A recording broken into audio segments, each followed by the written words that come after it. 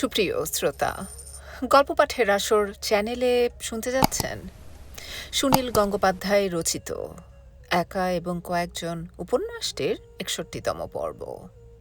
আমি ওয়ারা করিম, সাথে থাকুন। বুলবুল নামের মেয়েটি সূর্যর হাত ধরে টেনে এনে ঘরের মাঝখানে দাঁড় করিয়ে রহস্যভরা গলায় বলল, এতদিন আসুনি কেন? আমি কতদিন তোমার জন্য অপেক্ষা করে আছি। রূপলাল বলল, দেখুন কিরকম ঠিক জায়গায় নিয়ে এলাম। মিছিমিছি এদিক ওদিক ঘুরছিলেন। ওদের পথ প্রদর্শক লম্বা মতন লোকটি দাঁড়িয়েছিল দরজার কাছে। রূপলাল তাকে বকশিস দিল ৫ টাকা। তবু সে সেখানেই দাঁড়িয়ে রইল।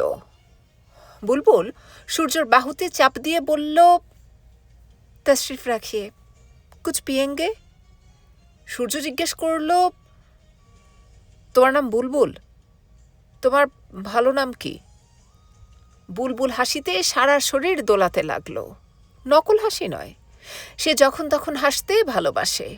হাসতে হাসতেই বলল, বুলবুলের চেয়ে আবার ভালো নাম হয় নাকি? এ নাম তোমার পছন্দ না? আর কি নাম চাও? আমার পাশের ঘরে থাকে পরিবানু, তাকে ডাকবো? রূপলাল বলল, আরে না না, আমার দোস্ত তোমার কাছেই আসতে চেয়েছে। সারা সন্ধে থেকে শুধু বুলবুল বুলবুল করছে। সে সূর্যকে জোর করে বসালো। তারপর কোলের ওপর একটা তাকিয়া টেনে এনে বলল, গান শুনবো, নাচ দেখবো, ২-২.৫ ঘন্টা বাদে ফেরার জন্য টাঙা পাওয়া যাবে তো? বুলবুল এবার মুখে রাগের ভাব আনলো, ওইটা কপট রাগ। বলল, আসতে না আসতেই যাবার কথা। তোমাদের আমি আজ সারা রাত আটকে রাখবো। রূপলাল পকেট থেকে ১০ টাকার কয়েকটা নোট বার করে বলল,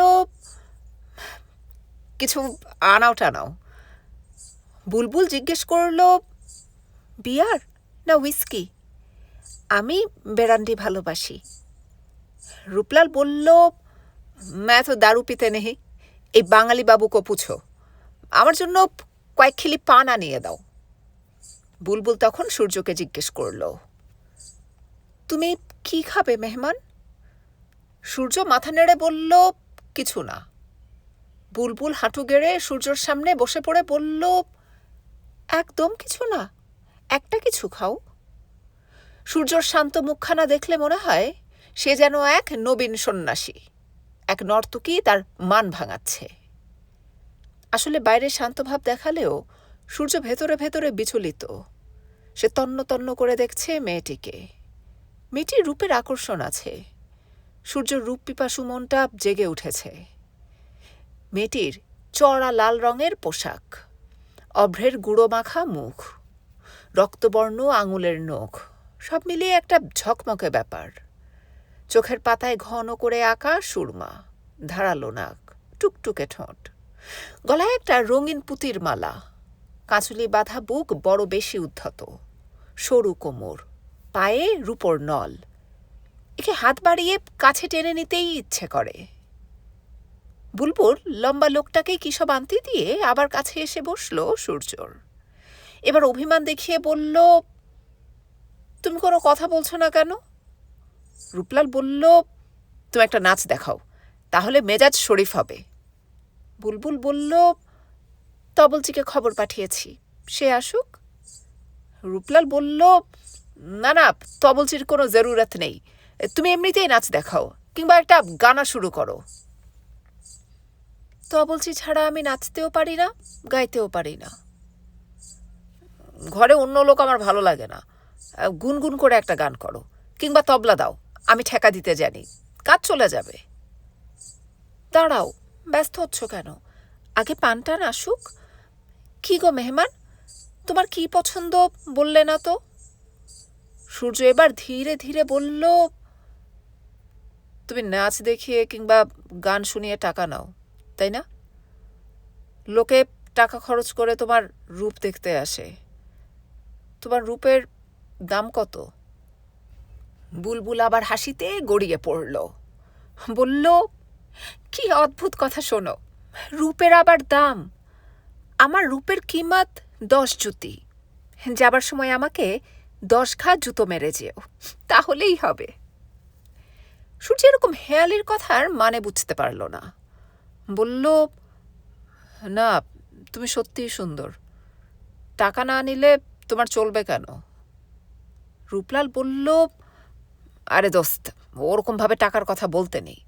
যাবার সময় ওকে খুশি করে গেলেই হলো। সূর্য একটা বিরক্তির মুখভঙ্গি করল। সে তো দরদাম করতে চাইছে না, সে জানতে চাইছে। বুলবুল বলল, আমি আবার সুন্দর নাকি? কেউ বলে না। এ দেখো না, আমার গালে বসন্তের দাগ। ঘন প্রসাধনের জন্যে আগে দেখা যায়নি। এবার সূর্য লক্ষ্য করল সত্যি বুলবুলের গালে কয়েকটা বসন্তের দাগ আছে, কিন্তু এর জন্য তার রূপের তো কোনো হানি হয়নি। এর মুখে একটা সারল্য আছে, নিত্য নতুন অচেনা লোকদের মনোরঞ্জন করে। কত রকম মিথ্যে কথা বলতে হয়, তবু মুখে এই সারল্য থাকে কি করে? এখনো কেউ এসে নতুন করে একে ভালোবাসতে পারে। সে ভালোবাসার স্বাদ কিরকম? বড় রেকাবির ওপর 10-12 খিলি পান। তার থেকে 1 খিলি পান মুখে পুড়ে দিয়ে রূপলাল বলল, একটা গান শোনাও, একটা বেশ মিঠি ঠুংরি ধরো তো। বুলবুল তাকালো সূর্যর মুখের দিকে। সূর্য 2 হাত মেঝেতে হেলান দিয়ে বসে আছে, চোখ বুলবুলের দিকে স্থির নিবদ্ধ, যেন সে কোনো মানুষকে দেখছে না, দেখছে একটা সুন্দর মূর্তি। রূপলালের অনুরোধ সত্ত্বেও বুলবুল সূর্যকে জিজ্ঞেস করল, কি গান গাইব? সূর্য মুখে কিছু না বলে মাথা নাড়ল। বুলবুল বেশ নিচু গলায় গান ধরল। গানের কথা সামান্যই, লাইনগুলো ঘুরে ঘুরে আসে। কণ্ঠস্বর মুচড়ে মুচড়ে প্রণয় ও বেদনার সুর উচ্ছ্বসিত হয়। রূপলাল অনবরত মাথা দোলায় এবং সমের মুখে এসে হাঁটুতে চাপড় দেয়। সূর্য সঙ্গীতের রস তেমন বোঝে না। সে গানের বদলে গায়িকার দিকে সমস্ত মনোযোগ দিয়ে চুপ করে বসে থাকে। গানের শেষে রূপলাল আহা আহা শব্দ তুলে প্রগলভ হয়ে যায়। বুলবুল সূর্যর থুতনিতে হাত দিয়ে বলে, কি তোমার কেমন লাগলো? সূর্য সংক্ষিপ্তভাবে জানালো, ভালো। বুলবুল হেসে বলল, আমি গান গাইতে জানিই না, লোকে আমার নাচ দেখতে আসে। সূর্য বুঝতে পারল এইটি বুলবুলের বৈশিষ্ট্য। তার রূপের প্রশংসা করলে সে বলবে যে সে সুন্দরী নয়, তার গানের প্রশংসা করলে সে বলবে গান জানে না। সূর্য বলল, তাহলে এবার নাচ দেখাও। তাও কি তোমার পছন্দ হবে? তুমি যা গম্ভীর।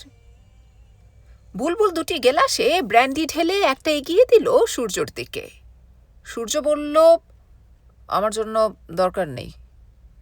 বুলবুল মিনতি করে বলল, একটুখানি আমার জন্য। রূপলাল বলল, খান না, একটু খেয়ে দেখুন। সূর্য রূপলালের দিকে তাকালো। রূপলাল মদের ব্যবসা করে। কাল সে পারমিট আদায় করতে যাবে মন্ত্রীর কাছে, কিন্তু সে নিজে মদ খায় না, অন্যদের পেড়াপেড়ি করে। সূর্য ওদের সঙ্গে তর্ক করল না, গেলাসটা পাশে সরিয়ে রাখল। কিছুক্ষণ আগে তার মাথার মধ্যে যে ঝড় বইছিল এখন তা কমে গেছে, এখন তার ভালো লাগছে। বুলবুল অনেকখানি নিট ব্র্যান্ডি এক চুমুকে খেয়ে উঠে দাঁড়ালো, 2 পা জোর করে নুপুরের ঝংকার তুলল। তারপর রাগতভাবে বলল, তবলচি ছাড়া নাচ হয়? তোমরা কেমন লোক গো?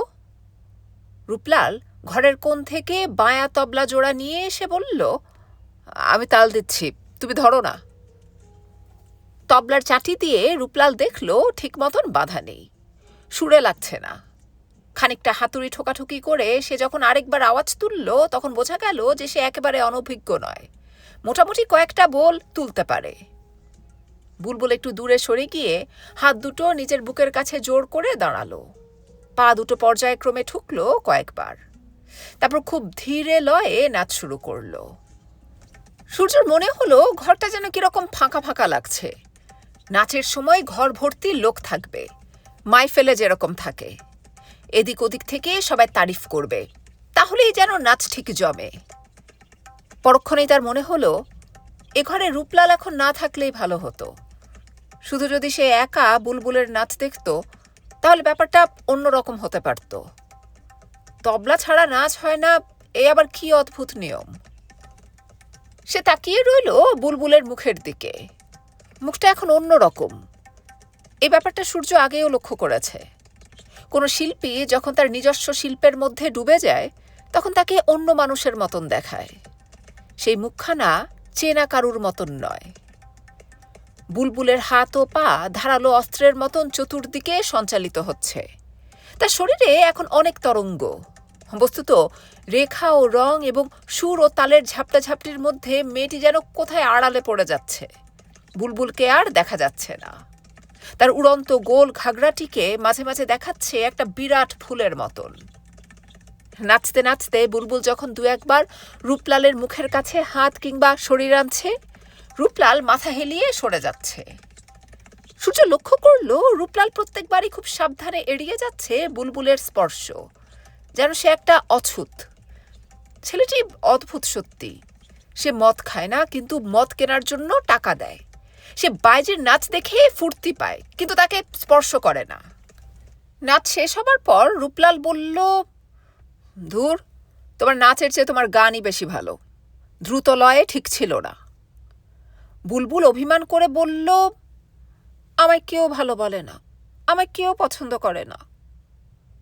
সূর্যর দিকে ফিরে বলল, তোমারও ভালো লাগেনি তো? সূর্য বলল, তোমাকে আমার খুব পছন্দ হয়েছে। বুলবুল কান্না কান্না গলায় বলল, মোটেই না, আমি ঠিক জানি। তোমরা পরিবারের কাছে যাবে? আমি দেখিয়ে দিচ্ছি ঘর।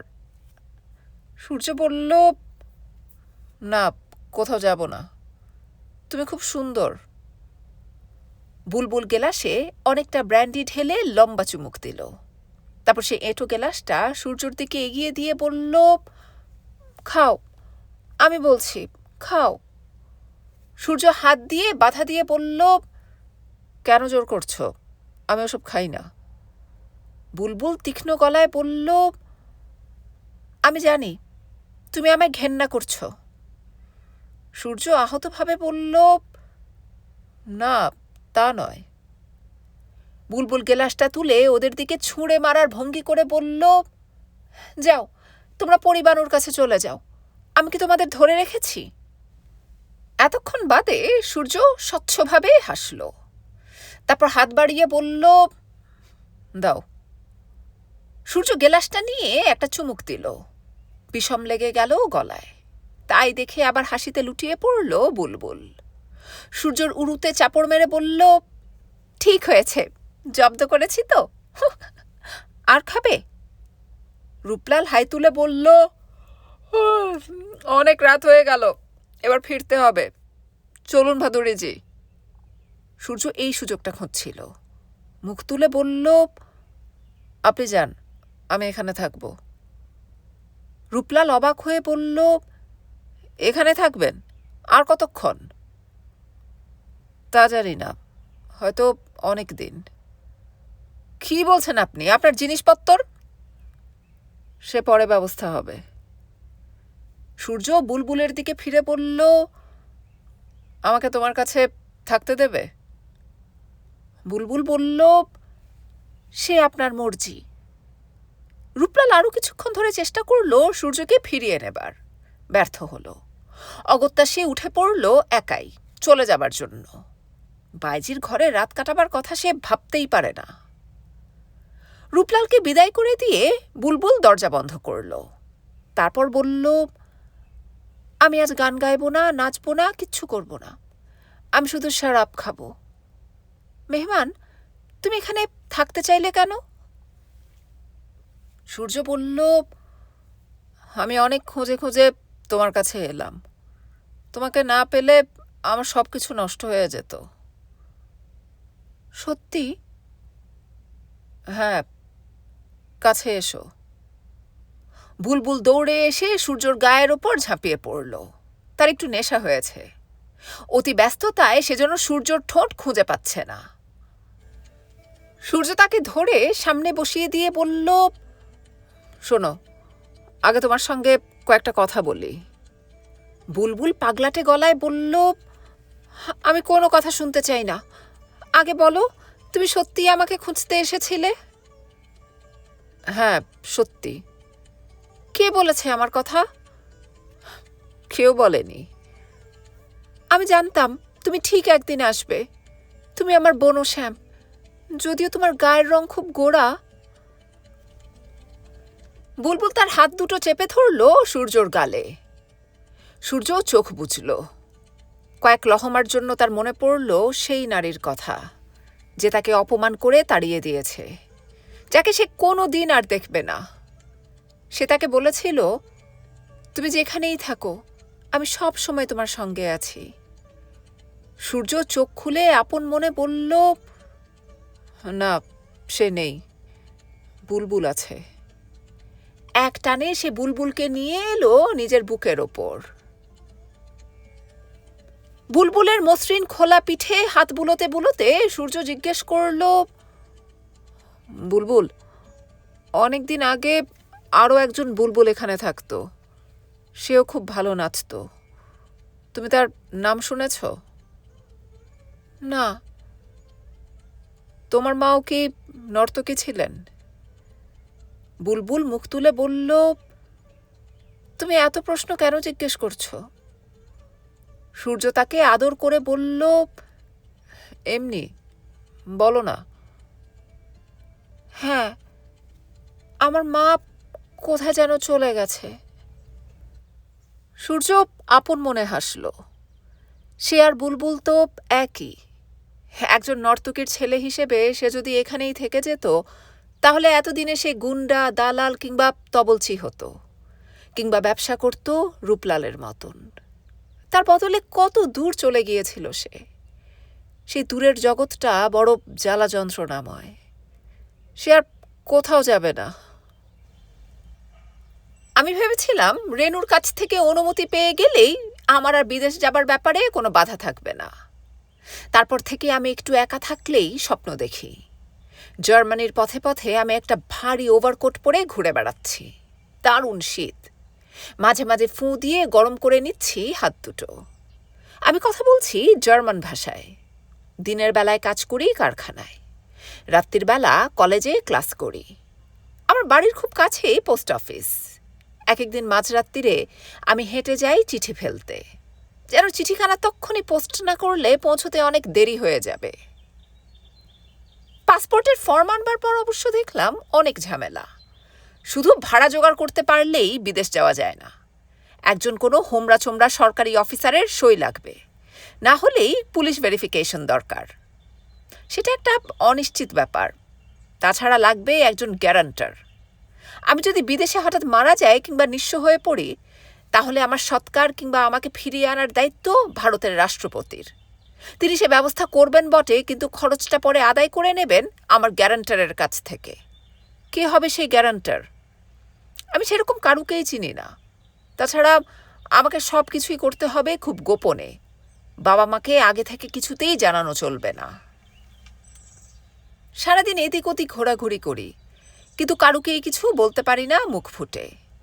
কিন্তু বিদেশে না গেলে আমার আর চলবেই না। একবার যখন মাথায় ঢুকেছে, তখন শুধু মনে হচ্ছে এইটাই আমার একমাত্র মুক্তির পথ। হঠাৎ মনে পড়ে গেল প্রভাস জামাইবাবুর কথা। প্রভাস জামাইবাবুরা বড় লোক। উনি অনায়াসে হতে পারেন আমার গ্যারান্টার। বড়দিকে আর জামাইবাবুকে যদি খুব করে বুঝিয়ে বলি যে বাবা মাকে এখন কিচ্ছু না জানাতে, তাহলে শুনবে না। কলকাতা এখন বেশ সরগরম। দেয়ালে দেয়ালে ইলেকশনের পোস্টার পড়েছে বিরাট বিরাট। স্বাধীন ভারতের প্রথম জেনারেল ইলেকশন। পৃথিবীর বিভিন্ন সংবাদপত্র সন্দেহ প্রকাশ করছে যে ভারতবর্ষে গণতন্ত্র টিকবে না। এশিয়ার গরিব দেশগুলোতে সামরিক শাসনই একমাত্র পথ। পাকিস্তানে ক্ষমতার দ্বন্দ্ব প্রকট। ওদিকে চীনের মূল ভূখণ্ড লাল ফৌজের অধিকারে এসে গেছে। ইয়েনানের গুহা থেকে বেরিয়ে এসে মাও সেতুং এত বড় দেশটাকে একতাবদ্ধ করে বিশ্বকে স্তম্ভিত করে দিয়েছে। চীনের দারুণ সম্মান বেড়ে গেছে। ভারত থেকে কয়েকজন চীন ঘুরে এসে প্রশংসা করছেন উচ্ছ্বসিতভাবে।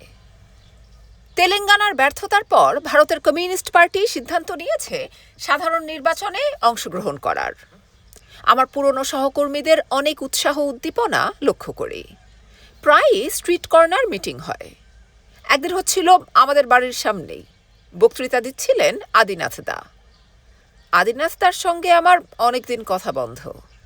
মন্টু কিংবা পরিতোষ, যারা লোকাল পার্টি অফিসে ছিল আমার ঘনিষ্ঠ বন্ধু, রাস্তায় কখনো তাদের সঙ্গে মুখোমুখি দেখা হয়ে গেলেও কেউ কথা বলে না আমার সঙ্গে, মুখটা ফিরিয়ে নেয়। চাপার রাগ ও অপমানে আমার শরীর জ্বলে। একসময় কত আড্ডা দিয়েছি, কতদিন 3 কাপ চা 5 জনে ভাগ করে খেয়েছি, আর এখন দেখা হলে একটা সামান্য ভদ্রতার কথাও বলে না, চলে যায়। এখন ওদের সঙ্গে রাস্তায় বেরুলেই ঘন ঘন দেখা হয়, আরও খারাপ লাগে। তবে এ কথা ঠিক, ওরা খুব খাটছে। সবাই বলে কমিউনিস্ট পার্টির ছেলেরা ডেডিকেটেড ওয়ার্কার্স, কংগ্রেস থেকে প্রচুর টাকা ছড়িয়ে ছেলে জোগাড় করছে। এরকম সময়ে আমার কোনো অংশ নেই বলেই আমার আরও অসহ্য লাগছিল। মার কাছ থেকে অনেক কাকুতি মিনতির পর 10টা টাকা আদায় করে চলে গেলাম খড়গপুরে বড়দির কাছে। বড়দির শ্বশুর মারা গেছেন। সেই বিশাল 51বর্তী পরিবারটি আর 51বর্তী নেই। ভাগাভাগির পর প্রভাস জামাইবাবু বাড়িটার একটা অংশ পেয়েছেন, আলাদা সিঁড়ি। প্রভাস জামাইবাবু 3টি বিষয়ে এমএ পরীক্ষা দেবার পর থেমেছেন। কোনো চাকরি বাকরি করেন না, কবিতা রচনাতেও ভাটা পড়েছে। তার বদলে স্কুলের টেক্সট বই লেখেন। জমিজমা যথেষ্ট আছে, অবস্থা বেশ সচ্ছল। বড়দের 2টি ছেলে মেয়ে হলেও চেহারায় বিশেষ পরিবর্তন হয়নি। প্রভাস জামাইবাবুর টাক পড়তে শুরু করেছে। আমাকে পেয়ে বেশ খুশি হলো বড়দি। বড়বাবুর মৃত্যুর পর আর দেখা হয়নি। কয়েকটা দিন বেশ হইচই করে কাটল। আমি আমার আগমনের উদ্দেশ্য সম্পর্কে কিছুই বলিনি। দিদির বাড়িতে ভাই এমনি বেড়াতে আসে না। বড়দি আমার আপন দিদি না হলেও নিজের দিদির চেয়েও বেশি ভাব। সকালবেলা চায়ের টেবিলে বসেই অনেক পুরনো গল্প শুরু হয়। যে সময়টা চলে গেছে মনে হয় যেন সেটাই সবচেয়ে সুখের ছিল।